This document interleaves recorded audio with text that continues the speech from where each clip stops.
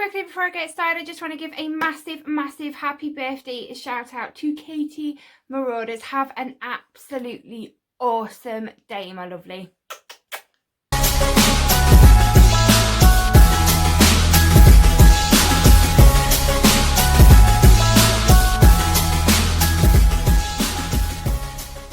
Hi Potter Poppets, welcome back to my channel. So in today's video we're going to talk about what happened next. So we went through the series of Harry Potter, we had the Hogwarts battle at the end, then what happened? I know I am not the only person that had questions about this, about some of the characters, maybe some of the places, what happened next. So I went and found some answers to some of my questions, and some of my questions might have been your questions too, so you can find out in this video.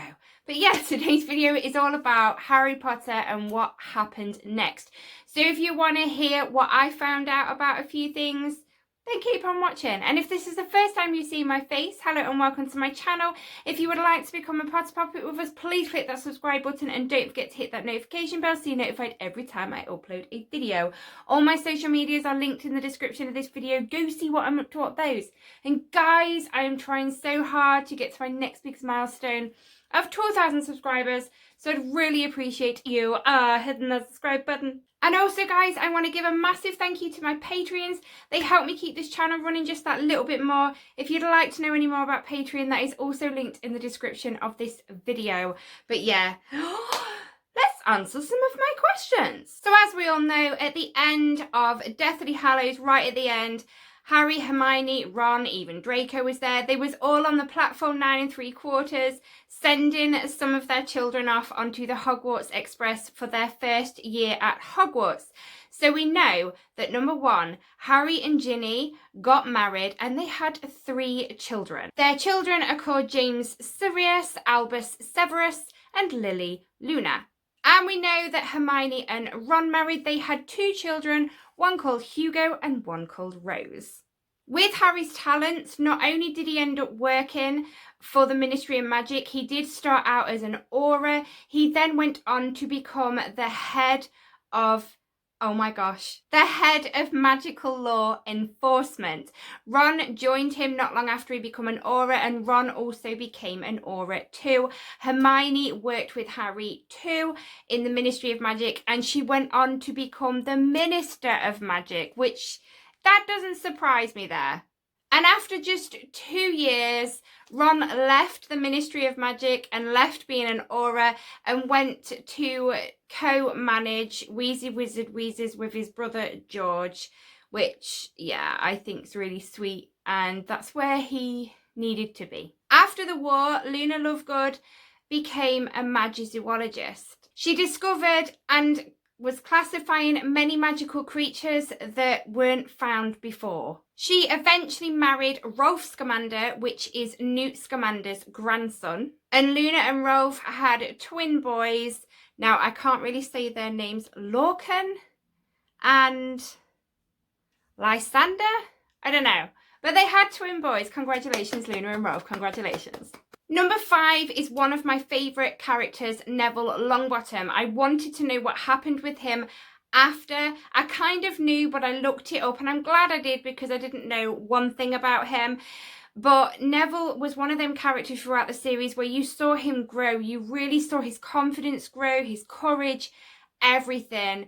And he changed so much throughout the series, so I wanted to know what he went on to do. And this is what I found out. So Neville briefly was an Auror before he went on to being a professor of herbology at Hogwarts, which I did know the professor part. He married Hannah Abbott from Hufflepuff, and he was also He is godfather to Harry and Ginny's son, Albus. Another person I tried to look into a bit was Cho Chang to see what she went on. There wasn't actually a lot of information about her. All I found out was that she apparently married a Muggle. It's not even known what she does now or whether she even had children with the Muggle. So, you know, if any of you guys know any more information, then let me know, because that was somebody that I tried to look up, and I would like to know what Cho Chang is up to today. George Weasley, sometime after the Battle of Hogwarts, he married Angelina Johnson. And they had 2 children together, Roxanne, and wait for it, a son called Fred, obviously in memory of his late twin brother, which I thought it actually brought a tear to my eye. And I did hear this before, but looking it up about George, it was like I'd forgotten and then it jogged my memory sort of thing. But I did think that was lovely reading that, which goes us on to his twin brother Fred. And you might think, well, obviously Fred, he died, so what do you mean, Susie? I thought of the clock hands, and obviously they moved to where they are in the Weasley house, so Molly knows where they all are at times. So I tried looking up what happened to Fred's hand on the clock, and I will read some theories out for you that people have said. Some people have said after Fred had died, the hand on the clock went to home and just stayed there. Some have the theory that basically, when Fred had died, his hand joined George's hand and followed George's for the rest of George's life. Some people say that it fell off and George kept it with him. Oh my gosh, this is so upsetting to read. Some have said it stuck on travelling, which I do find quite sad. Another theory that people have said is that on the back of the clock there's a drawer, so when the deceased hands go in that drawer when they fall off. Oh my gosh, this is horrible. Some have said that it just disappeared completely. Stuck on mortal peril, my goodness. And the last one, stuck on lost, which is, it's just really sad. And I never really thought about Fred's hand, clock hand, until I looked up George, and then it made me look up about that. And then I found these theories and I had to read them out. But yeah, poor Fred, poor George, poor Weasleys. Okay, so Ginny went on to become a professional Quidditch player for the Holy Harpies. Is it Holy Harpies or Holly Harpies? I can never remember how you pronounce that. When she retired from that, she became a Quidditch correspondent for the Daily Prophet. I didn't actually look this next one up, but I thought it was really lovely. Apparently, Mr. Weasley fixed Sirius's bike, you know, the motorbike, and handed it to Harry, which I thought just was lovely to mention in this video. This one is obviously quite obvious, but a few of you might not know this, but Minerva McGonagall, Professor McGonagall, the Professor McGonagall, became headmistress of Hogwarts. Dolores Umbridge was convicted of the torture, imprisonment, and deaths of some people, Muggleborns. For the rest of her life, she was imprisoned in Azkaban for the rest of her life. That was really satisfying to read. Okay, so there's no information on this, but I tried looking up Grimmauld Place, like what happened to that.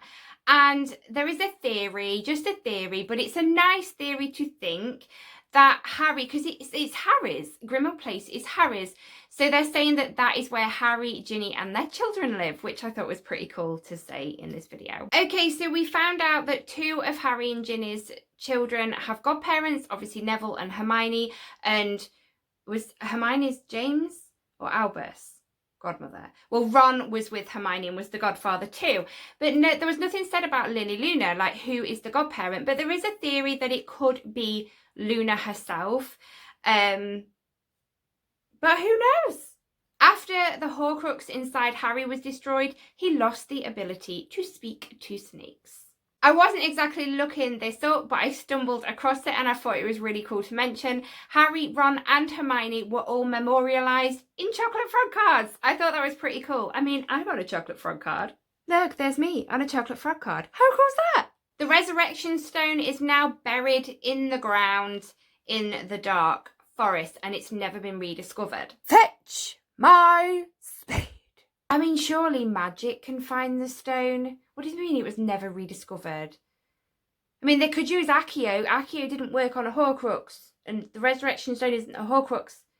I don't buy this. Nah, that can easily be found by a witch or wizard. Get my spade! The rest of the Death Eaters were killed or imprisoned in Azkaban, with the exception of the Malfoys. I couldn't find a lot of information out about the Malfoys, just that they'd basically been excused and yeah, word. A lot of people might know this one, but I thought I'd say it anyway, just in case you didn't and you was wondering, and two, because it's lovely to add in. Hermione restored her parents' memories. She brought them back home, and presumably they went back to their jobs as dentists. And last one, guys, I thought this one was quite cool. Harry Potter sometimes visits Hogwarts as a guest to guest teach Defense Against the Dark Arts, which I thought was pretty cool.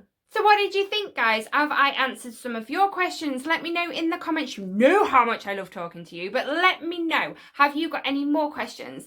I could try and find them out for you, or you can try and find them out. And if you do find them out, let me know the answers. Why am I doing this? But yeah, guys, if you enjoyed this video, please give it a big thumbs up for me because it helps me more than you know, and I will speak to you in my next video.